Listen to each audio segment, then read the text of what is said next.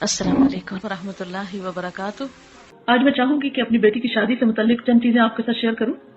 ایک حدیث کے مطابق جب کسی ایسے نوجوان کا رشتہ آئے کہ جس کے دین اور اخلاق سے تم مطمئن ہو تو نہ کرو، ورنہ زمین میں فساد ہوگا۔ اسی چیز کو مد نظر رکھتے ہوئے جب میری بیٹی کا رشتہ آیا تو ہم نے بچے کے دین اور اخلاق کو سامنے رکھتے ہوئے فوراً ہی فیصلہ کر لیا۔ حالانکہ اس وقت اس کی کوئی جاب بھی نہیں تھی، لیکن جب سیکنڈ لاسٹ سیمسٹر کا امتحان دیا اور آخری سیمسٹر اس کا جنوری میں شروع ہو رہا تھا، اس میں یہ ہوا کہ جس دن نکاح ہوا اس دن اس کو کال آئی اور نکاح کے 2 دن بعد اس نے ایک انٹرویو دیا اور ساتھ ہی اس کی جاب بھی ہو گئی۔ اب یہ کہ دوپہر 12 بجے سے رات 8 بجے تک جاب پہ جائے گا اور صبح میں اپنا آخری سیمسٹر جو ہے وہ پورا کرے گا۔ تو میں نے تو یہ بھی کہا کہ آپ اس کی فکر نہیں کریں، مریم آپ کو بالکل تنگ نہیں کرے گی، کوئی مطالبہ نہیں کرے گی، اور میں نے مریم سے بھی کہا کہ تم نے بالکل پریشان نہیں کرنا کسی بھی چیز کے لیے، اور اس کو یکسوئی کے ساتھ پڑھنے دینا ہے۔ اور میں نے کہا کہ آپ دیکھ لیں، اگر آپ سمجھتے ہیں کہ پڑھائی اور جاب دونوں ساتھ چل سکتی تو پڑھیں، اگر نہیں چل سکتی تو پہلے آپ اپنی اسٹڈیز کو کمپلیٹ کر لیں، اس کے بعد آپ اپنی جاب دیکھ لیں، کیونکہ رزق جو ہے وہ اللہ کے ذمہ ہے۔ انسان جب مال اور دین میں سے 2 کا انتخاب کرے تو میں سمجھتی ہوں کہ دین کا انتخاب کرنا چاہیے، کیونکہ دین کے ساتھ مال تو مل جائے گا لیکن مال کے ساتھ دین کا آنا اس کی کوئی گارنٹی نہیں۔ نبی صلی اللہ علیہ وسلم نے فرمایا کہ 4 چیزیں خوش قسمتی کی علامت ہے: نیک بیوی، کھلا گھر، نیک ہمسایہ، اچھی سواری، اور 4 چیزیں بدبختی کی علامت ہے: بری بیوی، برا ہمسایہ، بری سواری اور تنگ گھر۔ عورت سے 4 چیزوں کے پیش نظر نکاح کیا جاتا ہے: اس کے مال و دولت کی وجہ سے، حسب نسب کی وجہ سے، یا خوبصورتی کی وجہ سے، یا اس کی دینداری کی وجہ سے۔ اے انسان تیرے ہاتھ خاک آلود ہو، دیندار عورت سے نکاح کرنے میں کامیابی حاصل کرو۔ ہمیں سوچنا چاہیے کہ آخر اللہ کے رسول صلی اللہ علیہ وسلم نے دینداری ہی کو کیوں دیکھا اور کیوں معیار بنایا؟ آپ نے فرمایا مسلمانوں میں غریب لوگ مالداروں سے 500 سال پہلے بہشت میں جائیں گے۔ آپ نے فرمایا ہر امت کے لیے ایک فتنہ ہوتا ہے، میری امت کا فتنہ مال ہے۔ پھر اسی طرح برادری اور خاندان کو دیکھا جاتا ہے کہ کیا ذات ہے۔ یقین مانی مجھے ابھی تک یہ پوچھنے کا یاد ہی نہیں رہا کہ ان کی ذات کیا ہے۔ کسی نے جب مجھ سے پوچھا کہ ان کی ذات کیا ہے تو پھر مجھے خیال اچھا میں پوچھوں گی، اور میں جب سوچتی میں پھر بھول جاتی تھی، اور ابھی تک بھولی ہوئی ہوں، کیونکہ یہ ذات اور برادریاں تو صرف پہچان ہے انسان کی، اس سے بڑی پہچان جو ہے وہ اس کی دینداری اور اخلاق ہے۔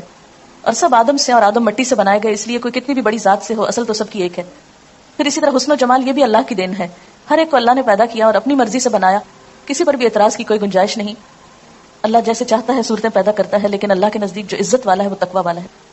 پھر یہ کہ اچھے ساتھی کے لیے دعا بھی کرنی چاہیے، استخارہ کرنا چاہیے، چھان بین یا معلومات لینی چاہیے، اور اگر پہلے سے معلوم ہو اخلاق اور کردار کا تو مزید تجسس اور پیچھا نہیں کرنا چاہیے، کیونکہ کوئی بھی انسان فرشتہ نہیں ہوتا، دنیا میں فرشتوں کی تلاش محال ہے۔ اور اچھے ساتھی کے لیے جو دعائیں ہیں اس میں ایک تو قرآنی دعا ہے اور دوسری حضرت موسیٰ علیہ السلام کی رب انی لما انزلت الی من خیر فقیر۔ پھر استخارہ ہے، اور استخارہ سے کوئی غیب کی خبریں نہیں پتہ چلتی، استخارہ جو ہے وہ اللہ تعالیٰ سے ایک مشورہ ہے کہ اللہ تعالیٰ اگر یہ کام اچھا ہے تو ہمارے لیے آسان کر دے، اور اگر اچھا نہیں تو ہم سے پھیر دے۔ اس میں دعا استخارہ بھی دی گئی ہے CD میں، تاکہ لوگ اگر اسے دیکھیں تو آئندہ اپنے استعمال میں لا سکیں۔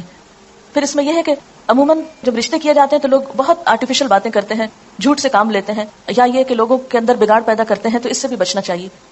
مشورہ صرف اس سے کرنا چاہیے جو آپ کو صحیح مشورہ دے، اور صرف اس تک بات پہنچائیں جس نے آپ سے مشورہ لیا ہے۔ یہ نہیں کہ آپ ارریلیونٹ شخص سے پوچھا، پھر اس نے ایسی باتیں آپ کو بتائیں اور پھر ان باتوں کو کھولنا شروع کر دیا اور رشتہ لیتے لیتے لوگوں کو آپس میں لڑا کے اور فساد ڈال دیا۔ یہ عموماً جو ہمارے یہاں دیکھا جاتا ہے وہ درست نہیں۔ اسی طرح یہ ہے کہ لڑکی کو دیکھ لینا چاہیے اگر لڑکے کی خواہش ہو، اور اس میں یہ ہے کہ تصویر بھی دکھائی جا سکتی ہے اور سامنے بھی دیکھا جا سکتا ہے، لیکن یہ ہے کہ اگر ممکن ہو تو پہلے سے دیکھ کر پھر پیغام بھیجا جائے، یا یہ کہ جب سب بات طے ہو جائے تو پھر آمنے سامنے لا کے دکھایا جا سکتا ہے۔ آپ صلی اللہ علیہ وسلم کو حضرت عائشہ کو دکھایا گیا تھا خواب میں۔ پھر یہ ہے کہ منگنی جب ہو جائے، بات طے ہو جائے، جس میں آپ کو یہ بتا دوں کہ منگنی کے موقع پر ہم نے ایسا نہ تو کوئی تقریب کی، نہ ہی کسی تحفوں کا تبادلہ کیا، نہ ہی انگوٹھی پہنائی، نہ انہوں نے انگوٹھی پہنائی، نہ ہم نے، نہ کوئی کپڑے وہ لائے، نہ ہم نے کپڑے بھیجے، نہ ہی کچھ اور ہوا۔ یہ کہ جب زبانی کلامی بات پکی ہو گئی تو اس کے بعد نیکسٹ ڈے جیسے خوشی کے موقع پہ کچھ پھول وہ لے کر آئیں مریم کی جو ساس ہیں۔ یہ بھی بتاتی چلو کہ وہ ہماری 3rd بیچ کی اسٹوڈنٹ تھی اسلام آباد میں، اور عائشہ جو شروع میں یہاں پر کلاس انچارج کے طور پہ کام کرتی تھی وہ ان کی بیٹی ہیں، اور ان لوگوں کو کافی سال سے میں جانتی تھی، اس لیے کوئی ایسی اس میں مزید بات نہیں تھی کسی بھی پریشانی کی۔ تو الحمدللہ چلتے پھرتے میں ہی بات طے ہو گئی، اور جواب میں ان کی مدر کے لیے خوشبو لے کر گئی، لڑکے کے لیے نہیں، کیونکہ مائیں جو ہیں وہ بچوں کو جنم دیتی ہیں، ان کی تربیت کرتی ہیں، ان کے لیے اتنی تکلیفیں اٹھاتی ہیں، اس لیے مجھے یوں محسوس ہوتا تھا کہ یہ موقع ماں کے لیے بڑی خوشی کا ہوتا ہے نا جب بچوں کے کوئی رشتہ طے ہوتا ہے۔ ٹھیک ہے بیٹے کے لیے تو بعد میں بھی کچھ ہو جائے گا، لیکن پہلے ماں کا دل خوش کرنا چاہیے۔ پھر اسی طرح جہیز، بہت سے لوگوں نے یہ سوال کیا کہ آپ نے جہیز میں کیا دیا۔ بات یہ ہے کہ بلیو می، میں اس سارے عرصے میں ایک دفعہ بھی بازار نہیں گئی۔ کچھ مریم کو ضرورت کی چیزیں چاہیے تھی، مریم یہاں نہیں تھی، جیسے جوتے لانے تھے تو تیمیہ یا اسما کے سائز پہ ادریس سب ساتھ چلے گئے اور یہ لوگ جا کے جوتے لے آئے، اور اسی طرح کسی کے ساتھ ان کو بھیج کر کچھ ضروری چیزیں جو تھی وہ لی گئی۔ باقی ایک اسلام آباد کا گھر جب سے میں آئی ہوں ایک طرح سے پیک پڑا تھا. جو میری اب فالتو چیزیں تھی استعمال ہونے کا اتفاق, اب مجھے لگ رہا تھا کہ میں نے تو ان کو استعمال نہیں کرنا. وہ میں نے مریم سے کہا کہ بیٹا اب تم ان کو لے جاؤ. وہاں ان کی ساس کہنے لگی کہ ہمیں ضرورت نہیں ہے, اس لیے کہ ہمارے گھر میں سب کچھ ہے. اور مجھے بھی یہ لگتا تھا کہ وہاں پر کوئی جہیز کی ایسا ضرورت نہیں, اس لیے باہر سے تو کوئی اس طرح کی خریداری نہیں کی گئی. کچھ چیزیں جو گھروں میں عام طور پر کچھ نہ کچھ رکھا ہوتا ہے اس کو میں نے نکال کر گھر صاف کر دیا. تو جب وہ کہتے تھے کہ ہم کس طرح سنبھالیں, تو میں کہتے ہیں یہ آپ مجھ پر احسان کریں گے اگر میرے سے یہ چیزیں جو ہے ہٹ جائیں تاکہ میں یہاں آؤں تو مجھے اب سب کچھ خالی خالی صاف ستھرا نظر آئے کہ میں اپنا کام زیادہ بہتر طور پہ کر سکوں. تو الحمدللہ ایسا کوئی فرنیچر نہیں, کوئی کچھ نہیں, بلکہ اس کی جو بڑی نند ہے عائشہ, انہوں نے ان کا جو بیڈ روم ہے اس کا فرنیچر لیا, اور اسی طرح چھوٹی موٹی چیزیں کچھ گفٹ تھے رشتہ داروں کی طرف سے, تو اس میں کام چل گیا. لیکن کوئی ایسی تیاری کہ اس طرح کی لمبی چوڑی شاپنگ یا وہ چیزیں نہیں تھی. گھر کی ضروریات کا انتظام کرنا لڑکی کے والدین کی نہیں, خود لڑکے کی ذمہ داری ہے. اس موقع پر لڑکے کو الٹا مہر دینا ہوتا ہے, اور اس کے لیے بھی ہم نے کوئی ایسی قرارداد طے نہیں کی کہ کتنا ہوگا اور کیا ہوگا. اور انہوں نے پوچھا بھی ہم سے کہ آپ کے ہاں کیا ہوتا ہے. ہم نے کہا ہمارے ہاں کچھ بھی نہیں ہوتا, جو آپ کرنا چاہیں آپ خوشی سے کر سکتے ہیں. پھر اسی طرح مہندی کے موقع پر کھانوں کا اہتمام جو ہے, اور اس میں خصوصی ڈیکوریشن یلو کلر میں, یہ تو درست نہیں لیکن مہندی لگانا درست ہے. اس موقع پر ایسا کیا تھا کہ ہاسٹل کی سب بچیوں کو ہم نے اکٹھا کر لیا تھا باہر سے. صرف میری بہنیں تھیں, مریم کی جو نندیں انہوں نے مریم کو مہندی لگائی, اور میں نے ہاسٹل کی سب بچیوں کے ہاتھ پہ کچھ کچھ لگایا. اوٹ پٹانگ لکیریں ادھر ادھر تھوڑا تھوڑا. ایک بات بتانا میں بھول گئی کہ مریم چونکہ وہاں تھی تو میں نے کہا کہ کچھ کام تم شروع کرو, فارغ نہیں بیٹھو. تو کلاس نے اسماء الحسنی نہیں ابھی پڑھے تھے, 2 کلاسز اس وقت وہاں چل رہی ہیں, ایک تعلیم القرآن کورس کی اور ایک دوسری. تو اس نے ان کو اسماء الحسنی سکھانے شروع کی, جیسے اسماء یہاں پر یہ صورتوں کے نام وغیرہ سکھاتی. تو جو آخری دن تھا, یعنی شادی کا جو دن تھا, نکاح کا دن, اس دن اس کا بس صرف ٹائم ٹیبل تھوڑا تبدیل کیا تھا کہ صبح صبح اس کی کلاس تھی, لیکن یہ کہ اس دن بھی اس نے پڑھایا. اور اس میں اب ضرور آپ کو انتظار ہوگا کہ مریم نے پہنا کیا تھا. اس کو سفید رنگ کا جوڑا پہنایا تھا جس میں پنک کلر کی پائپنگ دوپٹے پہ لگی ہوئی تھی, اور کچھ پنک کلر کی کڑھائی تھی, اور پنک کلر کے موتیوں کا ہار تھا. یہ شادی کے موقع پر جو فنکشن تھا اس میں پہنایا تھا. اس کے بعد یہ ہوا کہ جب نکاح ہوا, تقریب ختم ہوئی, دعا ہوئی, اور اس کے بعد یہ لوگ چلے گئے واپس. بعد میں جو ہمارے مہمان تھے انہوں نے کچھ کھانا کھایا, اور اس میں یہ تھا کہ جو ہاسٹل کی بچیاں تھیں ان کو ہم نے کھانے میں شریک کیا. باہر سے ایس سچ ہم نے کھانے کے لیے لوگوں کو نہیں بلایا تھا, رشتہ داروں کو تو obviously سب جمع تھے, ان کو کھانا تھا, کچھ دوست بھی, لیکن باقاعدہ اس طرح کی تقریب نہیں تھی, یا کھانے کے انویٹیشن جس طرح عموماً دیے جاتے ہیں وہ نہیں تھے.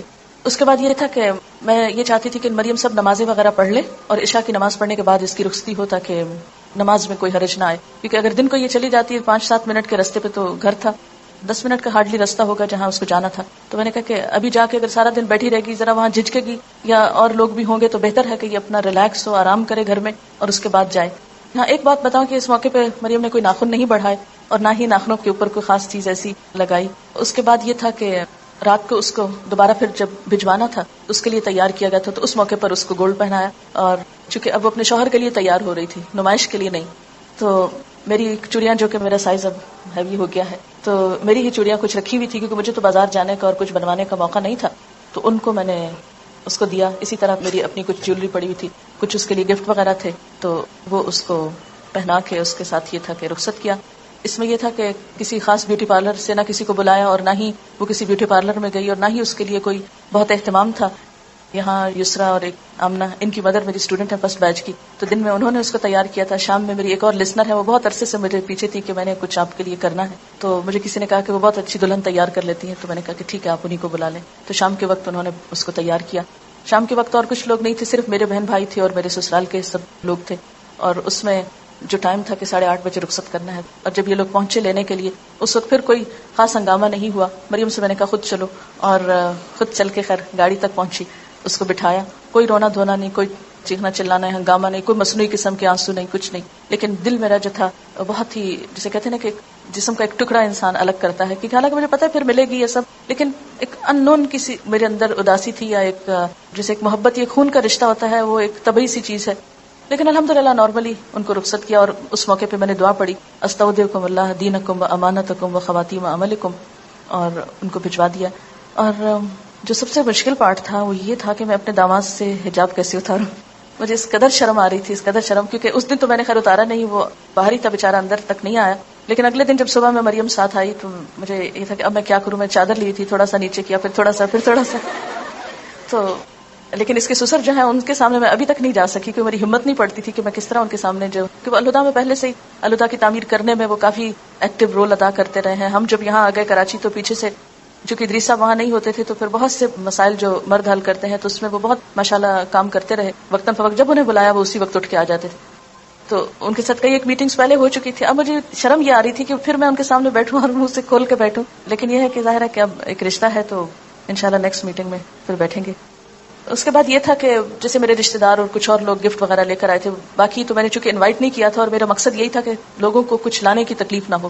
اسٹاف کے لوگوں میں سے میں نے کسی ایک کو مقرر کیا ہوا تھا کہ اسٹوڈنٹس میں سے اگر کوئی گفٹ لے کر وہاں پر آئے تو اس کو بہت پیار سے بہت اچھے طریقے سے سمجھا دیں کہ یہ اس طرح کی شادی تو ہو نہیں رہی, تو آپ ایسا نہیں کریں.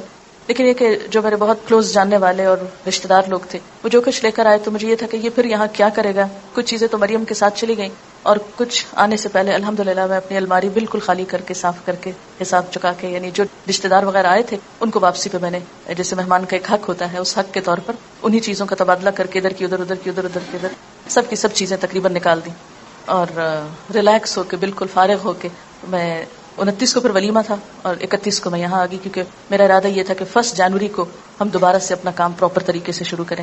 اور اس میں بھی یہ تھا کہ جیسے 27 کو شادی تھی تو اگلے دن سیٹرڈے کو پھر میری کلاس تھی اور پھر اسی طرح کلاس جو ہے وہ لی گئی. اور شادی کے موقع پر جیسے بارات اور سہرے کا ہوتا ہے یہ بھی ہمیں سوچنا چاہیے کہ کس کی تقلید ہے.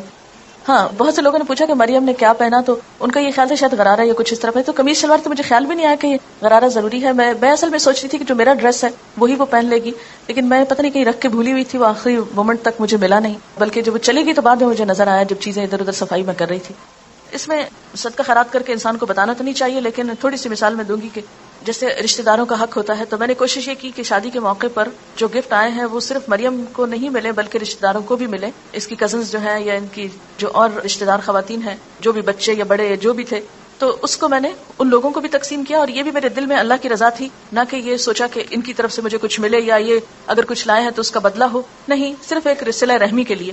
دوسرا یہ کہ مریم کو جیسے ولیمے کے موقع پر کچھ آنے والوں نے کچھ پیسے ویسے جو سلامی جس کو بولتے ہیں وہ دی, تو اگلے دن جب صبح میں آئی تو ایک لفافہ پکڑا ہوا تو کہنے کہ ماما یہ الہدا میں ڈال دیں. میرا داماد بھی ساتھ تھا تو کہنے لگے کہ یہ ہم دونوں کی طرف سے الہدا کے لیے ہے. تو میں نے کہا کہ آپ لوگ ایک نئی زندگی شروع کر رہے ہیں, آپ کو اپنی ایجوکیشن وغیرہ کے لیے بھی ضرورت ہوگی تو آپ لوگ رکھیں اس کو, لیکن بالکل نہیں مانے اور بسد اصرار وہ پیسے جو ہیں وہ چھوڑ گئے. خیر میں نے بھی نہ پوچھا کہ کتنے ہیں اور نہ میں نے خود گنے, میں نے الہدا کی انتظامیہ کے حوالے کیے اور اس طرح زندگی کا ایک آغاز کیا گیا.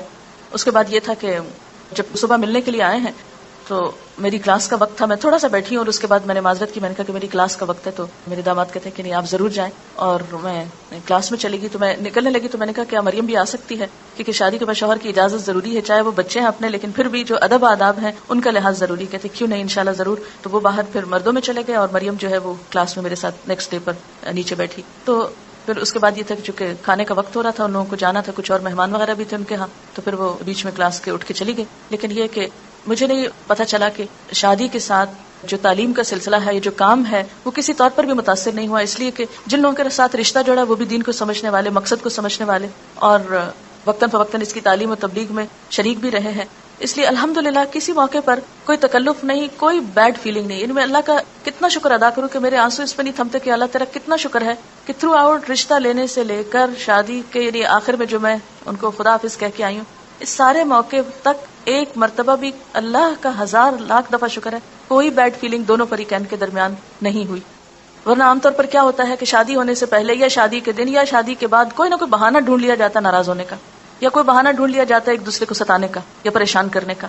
اصل حقیقی خوشی اور سکون اور راحت اور آرام کس میں ہے؟ مال و دولت کے دکھاوے یا اسراف اور لباس اور ان چیزوں میں نہیں ہے. اصل خوشی یہ ہے کہ انسانیت کا احترام ہو, ایک دوسرے کی عزت کی جائے, ایک دوسرے کو اس کا مقام دیا جائے, ایک دوسرے کی قدر پہچانی جائے. اور اس کا پورا لحاظ رکھا گیا الحمدللہ, دونوں طرف سے رکھا گیا. اس میں میرا کوئی کمال نہیں ہے, یہ میری طرف سے نہیں ہے. اگر ظاہر ہے کہ وہ لوگ کوآپریٹ نہیں کریں تو ہم کیا کر سکتے ہیں, لیکن چونکہ رشتہ اگر دین کی بنیاد پر ہوتا ہے اور دین کی روح اور اسپرٹ کو جاننے والے لوگ موجود ہوں تو پھر بہت سے معاملات طے کرنے میں مشکل نہیں ہوتی. یعنی کسی بھی معاملے میں یہ نہیں ہوا کہ اگر ہم نے کہا ایسا کر لیتے تو انہوں نے کہا نہیں یہ تو ہو نہیں سکتا, یا انہوں نے کہا کہ ایسا کرتے تو ہم نے کہا یہ تو پاسبل نہیں. کہیں نہیں, دونوں فریقین نے ایک دوسرے کے ساتھ مکمل طور پر ہم آہنگی اور آپس میں اتفاق کا مظاہرہ کیا. شادی کے بعد یہ ہے کہ دونوں کا تعلق کیا ہے. ہن لباس لکم وانتم لباس لہن, وہ تمہارا لباس ہے تم ان کا لباس. اس سلسلے میں جو خاص نصیحت میں نے مریم کو رخصتی کے وقت کی وہ کیا تھی کہ مریم تم ایک نئے گھر میں جا رہی ہو, لیکن یاد رکھنا یہ عارضی گھر ہے, اس سے آگے ایک پائیدار گھر تمہارا انتظار کر رہا ہے. اس زندگی کی خوشیوں میں اور اس زندگی کے سکون میں جا کر تم اپنی آخرت کو نہیں بھولنا. میں تمہیں اس موقع پر بھی یہی نصیحت کروں گی کہ وہاں جا کر بھی آخرت کے گھر کی تیاری جاری رکھنی ہے. اور اس میں سب سے پہلے یہ کہ آخرت کی تیاری حقوق العباد کو ادا کر کے ہوتی ہے. عبادات تو اپنی جگہ. ہاں ایک اور دلچسپ بات یہ کہ جب نیکسٹ ڈے ملاقات ہوئی میرے بچے کی والدہ سے تو کہنے لگی کہ ہنس رہی تھی کہ آج سب لوگ مسجد میں انتظار کر رہے تھے کہ آج تو عاطف کی شادی ہے، دیکھتے ہیں فجر کی نماز میں آتا ہے یا نہیں. تو کہتے ہیں کہ الحمدللہ وہ اس امتحان میں پورا اترا ہے اور آج بھی فجر کی نماز اس نے مسجد میں جا کے پڑھی ہے. تو مجھے اتنی خوشی ہوئی. میں نے کہا الحمدللہ، اللہ کا لاکھ لاکھ شکر ہے کہ جس نے ایسے موقعوں پر اپنی اطاعت کی توفیق دی ہے. ورنہ عموماً کیا ہوتا ہے، خوشی کا موقع یا غم کا موقع، سب سے پہلے ہم نماز روزہ یا انسانوں کے حقوق کو بھول جاتے ہیں بعض اوقات. تو اس میں یہ ہے کہ جو خاص تاکید میں نے کی کہ مجھے کوئی بھی چیز جو گھر میں ایسی ہو جو، کیونکہ انسان ہے، اگر کسی قسم کی کوئی ناگوار فیلنگ بھی کبھی آئے، اللہ نہ کرے، مجھ تک نہیں پہنچانی، اس کو کہیں باہر جا کے ڈسکلوز نہیں کر، کسی دوست سے اس کا ذکر نہیں کرنا، اللہ سے دعا کرنی ہے اور مدد مانگنی ہے اور اس سفر کو جاری رکھنا ہے. میں کوئی بھی شکایت، کوئی بھی عیب، کوئی بھی چیز نہ دیکھنا چاہتی ہوں، نہ سننا چاہتی ہوں. نو وے. ہن لباس لکم وانتم لباس لکم. دونوں آپس میں نپٹو، ایک دوسرے کا لباس ہو، آپس میں ایک دوسرے کے ساتھ مفاہمت اور موافقت کرو. اور یعنی کہ لڑکا یا لڑکی بالغ ہوتے ہیں تو شادی ہوتی ہے، تو بالغ ہونے کا مطلب یہ کہ میچور بھی ہوں اور ایک دوسرے کا حق پہچانے. اس میں عموماً یہ ہوتا ہے کہ مائیں خود کریت کے پوچھتی کیا کھایا تھا، کیا پیا تھا، کیا ملا تھا. اچھا مجھے تو یہ بھی یاد نہیں رہا، لوگوں نے اس سے پوچھا اچھا تمہیں منہ دکھائی کیا ملا، اس کو سمجھ نہیں پہلے آئی کہ یہ کیا کہہ رہے ہیں. لیکن مجھے کوئی انٹرسٹ نہیں ہوا کہ میں جا کے پوچھوں کہ اچھا کیا زیور تھا تمہارا، کیونکہ ہم نے کوئی زیور اس طرح ایسا منگایا نہیں کہ وہ وہاں سے لا کر دیں اور پھر یہ اس طرح پہنے. جو بھی آیا پہنا. میں نے نہیں ایک دفعہ آنکھ بھر کے بھی نہیں دیکھا کہ کیا چیز ہے، اس لیے کہ جس کا ہے اس کو اللہ نصیب کرے.